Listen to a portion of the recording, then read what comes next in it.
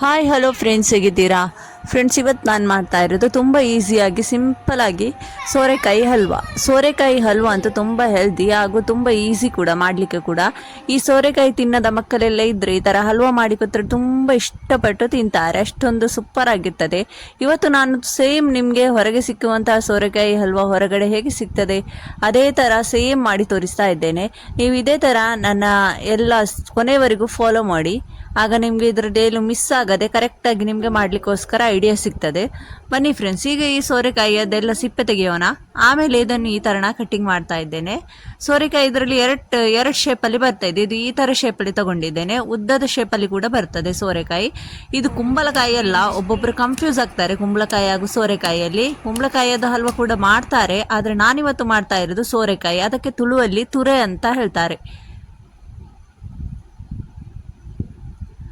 ನೋಡಿ, ಈಗ ಈ ಸೋರೆಕಾಯನ್ನು ಈ ಥರ ಗ್ರೇಟ್ ಮಾಡೋಣ. ನೋಡಿ, ಈ ಥರ ಚೆನ್ನಾಗಿ ಈ ಥರ ಆಗಬೇಕು. ನೋಡಿ,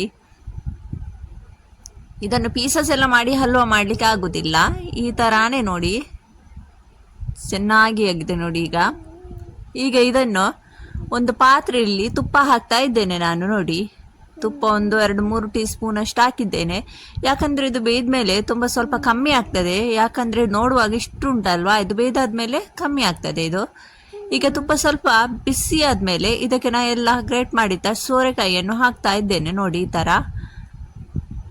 ಸೋರೆಕಾಯಿ ಒಬ್ಬೊಬ್ರು ಇದರದ್ದು ನೀರನ್ನೆಲ್ಲ ಹಿಂಡಿ ಹಾಕ್ತಾರೆ. ನಾನು ಇದ್ರ ನೀರನ್ನು ಇದು ಮಾಡ್ತಾ ಇಲ್ಲ, ಯಾಕಂದರೆ ಇದು ಸಣ್ಣ ಸೋರೆಕಾಯಿ ಅಲ್ವಾ, ಅಷ್ಟೇನು ಹೊತ್ತಾಗೋದಿಲ್ಲ. ತುಂಬ ಮಾಡೋದಾದ್ರೆ ನೀರನ್ನೆಲ್ಲ ಸೋಸ್ಕೊಂಡು ಮಾಡ್ತಾರೆ. ಈಗ ಇದರ ನೀರೆಲ್ಲ ಡ್ರೈ ಆಗುವ ತನಕ ಇದರಲ್ಲಿ ಈ ಥರ ಫ್ರೈ ಮಾಡ್ತಾ ಹೋಗೋಣ. ಯಾಕಂದರೆ ಇದು ಬೇಯ್ತದೆ, ಇದರ ನೀರಲ್ಲೇ ಬೇಯ್ತದೆ ಇದು. ಅದಕ್ಕೋಸ್ಕರ ನಾನು ನೀರನ್ನು ಸೋಸ್ಕೊಂಡಿಲ್ಲ. ನೋಡಿ, ತುಂಬ ಈಸಿ ಫ್ರೆಂಡ್ಸ್. ನಾನಿವತ್ತು ವಿತೌಟ್ ಕಲರ್ ಅದು ಮಾಡ್ತಾ ಇರೋದು. ಕಲರ್ ಹಾಕಿದ್ರಂತೂ ಗ್ರೀನ್ ಆಗಿ ಇಷ್ಟು ಚೆನ್ನಾಗಿ ಕಾಣಿಸ್ತದೆ. ಆದರೆ ನಾನು ಕಲರ್ ಹಾಕ್ತಾ ಇಲ್ಲ. ಕಲರ್ ಏನು ಹೆಲ್ತ್ಗೇನು ಅಷ್ಟೇನು ಒಳ್ಳೇದಲ್ಲ, ಹಾಗೂ ಕಲರಲ್ಲಿ ಏನು ಟೇಸ್ಟ್ ಕೂಡ ಇಲ್ಲ. ಚಂದಕ್ಕೋಸ್ಕರ ಮಾತ್ರ ಹಾಕಬೇಕಲ್ವಾ, ಯಾಕೆ ಹೆಲ್ದಿ ತಿನ್ನೋದು ಅಂತ. ಯಾಕಂದರೆ ಇಷ್ಟು ಹೆಲ್ದಿ ಅದಕ್ಕೆ ಕಲರ್ ಹಾಕಿ ಯಾಕೆ ನಾವು ಅದನ್ನೆಲ್ಲ ಸುಮ್ಮನೆ ವೇಸ್ಟ್ ಮಾಡೋದು? ಮಕ್ಕಳೆಲ್ಲ ತಿಂತಾರಲ್ವಾ, ಅದಕ್ಕೋಸ್ಕರ ನಾನು ಗ್ರೀನ್ ಕಲರ್ ಆ್ಯಡ್ ಮಾಡ್ತಾ ಇಲ್ಲ ಫ್ರೆಂಡ್ಸ್. ನೀವು ಕೂಡ ಮಾಡುವಾಗ ಗ್ರೀನ್ ಕಲರ್ ಆ್ಯಡ್ ಮಾಡಬೇಡಿ, ಯಾಕಂದರೆ ಕಲರ್ ಒಳ್ಳೆಯದಲ್ಲ. ಚಂದಕ್ಕೋಸ್ಕರ ಮಾತ್ರ ಒಳ್ಳೆಯದು ಕಾಣಲಿ ಅಂತ ಮಾತ್ರ ಹಾಕೋದು. ಈಗ ನೋಡಿ, ಈ ಥರ ನೀರೆಲ್ಲ ಇದರದ್ದು ಚೆನ್ನಾಗಿ ಸ್ವಲ್ಪ ಡ್ರೈ ಆದಮೇಲೆ 1/2 ಲೀಟರ್ ಹಾಲು ಹಾಕ್ತಾ ಇದ್ದೇನೆ. ನೋಡಿ, ಮಿಲ್ಕ್ ಹಾಕ್ತಾ ಇದ್ದೇನೆ 1/2 ಲೀಟರ್. ಇದು ಮಿಲ್ಕಲ್ಲೇ ಇನ್ನು ಸ್ವಲ್ಪ ಹೊತ್ತು ಬೇಯಲಿ, ಇದು ಬೇಯ್ತದೆ ಎಲ್ಲ. ಈಗ ಇದು ಮಿಲ್ಕ್ ಹಾಕಿದ್ದೇವಲ್ವಾ, ಈಗ ಇದು ಇದರಲ್ಲೇ ಬೇಯ್ತದೆ. ಬೇಕಾದರೆ ಮುಚ್ಚಳ ಕೂಡ ಹಾಕಿ ಸ್ವಲ್ಪ ಹೊತ್ತು. ತಲ ಹಿಡಿಯುವ ತನಕ ಕಾಯಬೇಡಿ, ಅಲ್ಲೇ ಇರಿ, ಬೇಗ ಆಗ್ತದೇನೋ, ಹೊತ್ತಾಗೋದಿಲ್ಲ. ಇದಕ್ಕೆ ಹೊತ್ತಾಗೋದು ಅಂದರೆ ಇದನ್ನು ಸ್ವಲ್ಪ ಈ ಥರ ಅಲ್ಲೇ ನಿಂತು ಫ್ರೈ ಮಾಡೋದು ಅಂತ ಅಷ್ಟೇ. ಮಿಕ್ಸ್ ಮಾಡ್ತಾ ಇರಬೇಕು. ನೋಡಿ, ಸ್ವಲ್ಪ ಹೊತ್ತು ಮುಚ್ಚಿಟ್ರೆ ಬೇಗ ಬೇಯ್ತದೆ.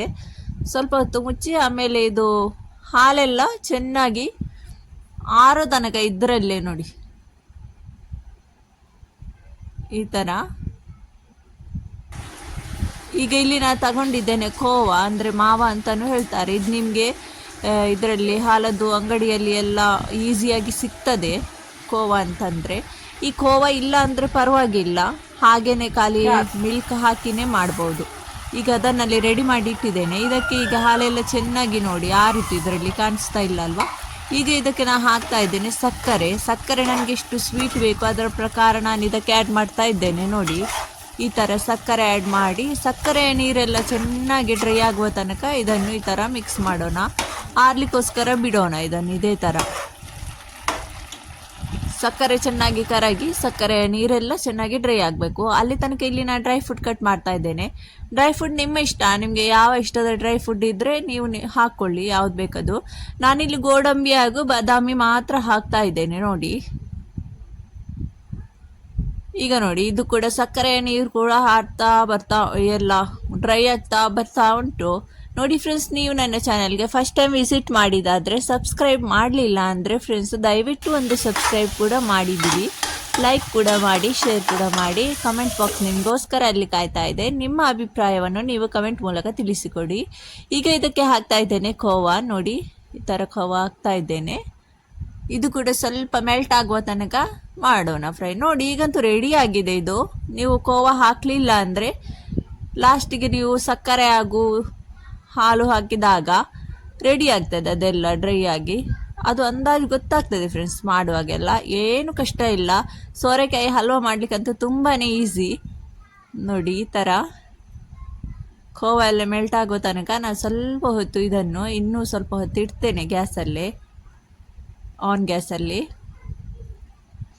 ಈಗ ನೋಡಿ ಇದು ಚೆನ್ನಾಗಿ ಈ ಥರ ರೆಡಿ ಆಗಿದೆ. ಇದಕ್ಕೆ ಹೊರಗಡೆ ಎಲ್ಲ ಸಿಕ್ಕುದಾದ್ರೆ, ಇದನ್ನು ಹೊರಗಡೆ ರೆಸ್ಟೋರೆಂಟ್ಸಲ್ಲಿ ನಾವು ಅಂಗಡಿಯಿಂದೆಲ್ಲ ಬೇಕರಿಯಿಂದ ತರೋದಾದ್ರೆ ಇದಕ್ಕೆ ಕಲರ್ ಹಾಕಿರ್ತಾರೆ. ಅದರಿಂದಾಗಿ ಅದು ಇಷ್ಟು ಚೆನ್ನಾಗಿ ಗ್ರೀನ್ ಕಾಣಿಸ್ತದೆ. ಅಮ್ಮ ನೋಡಿದ್ರೇ ಖುಷಿ ಆಗಬೇಕು. ಅದು ಅನ್ಹೆಲ್ದಿ ಫ್ರೆಂಡ್ಸ್. ದಯವಿಟ್ಟು ನೀವು ಈ ಥರ ಮಾಡೋದಾದ್ರೆಲ್ಲ ಕಲರ್ ಹಾಕಿ ತಿನ್ನಬೇಡಿ. ಕಲರಲ್ಲಿ ಏನು ಟೇಸ್ಟ್ ಅಂತೂ ಇರುವುದಿಲ್ಲ. ಸುಮ್ಮನೆ ನಾವು ಇಷ್ಟು ಒಳ್ಳೆಯ ವಸ್ತುವನ್ನೆಲ್ಲ ಸುಮ್ಮನೆ ಹಾಳು ಮಾಡೋದು. ಅದಕ್ಕೋಸ್ಕರ ಕಲರ್ ಇಲ್ಲದೇನೆ ತಿನ್ನಿ, ಟೇಸ್ಟ್ ಇದ್ರೆ ಸಾಕಲ್ವಾ. ಈಗ ಇದಕ್ಕೆ ನಾನು ಡ್ರೈ ಫ್ರೂಟ್ ಹಾಕ್ತಾ ಇದ್ದೇನೆ, ಕಟ್ ಮಾಡಿಟ್ಟಂತ. ನೋಡಿ ಈಗಂತೂ ನಮ್ಮ ಸೋರೆಕಾಯಿ ಹಲ್ವಾ ರೆಡಿಯಾಗಿದೆ. ನೀವು ಒಮ್ಮೆ ಇದನ್ನು ಟ್ರೈ ಮಾಡಿ, ತುಂಬ ಈಸಿ ಆಗಿದೆ. ನಿಮ್ಮ ಮಕ್ಕಳಿಗೆ ಕೂಡ ತಿನ್ನಿಸಿ. ಓಕೆ, ನೆಕ್ಸ್ಟ್ ಸಿಗ್ತೇನೆ. ಬಾಯ್ ಬಾಯ್.